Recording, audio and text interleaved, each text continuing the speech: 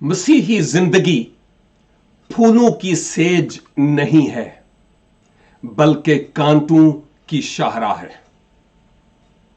मसीहा फरमाते हैं, अगर मेरे पीछे आना चाहते हो तो सलीब उठाकर मेरे पीछे चलो। इससे मराद ये गले वाली सलीब या पॉकेट वाली या कॉलर वाली नहीं है।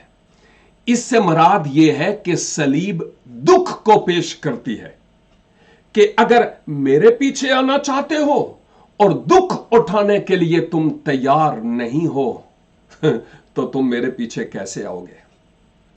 एक रोमन कैथोलिक बुजुर्ग फादर टॉमस, उनकी एक किताब है तकलीदल मसीह या इमिटेशन ऑफ क्राइस्ट।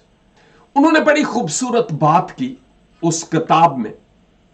आपने फरमाया कि अगर गुजरे पूरे हफ्ते में मसीह की खातिर तेरी आंखें निम आलूद नहीं हुई, तेरी आंखों में आंसू नहीं थे, तो कहीं देख, कहीं रब तुझसे नाराज तो नहीं है, या तूने दुनिया के साथ कंप्रोमाइज तो नहीं कर दिया।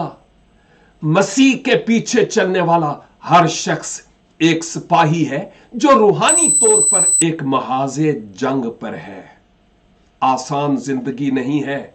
मसीह के पीछे चलने के लिए कीमत का अंदाजा करना बहुत जरूरी है, बहुत जरूरी है। अगर आपकी जिंदगी में दुख और तकलीफ नहीं और अपने आप को मसीही कहते हैं तो 100 बार अपने आप को टटोलें और देखें कि आप कहां हैं।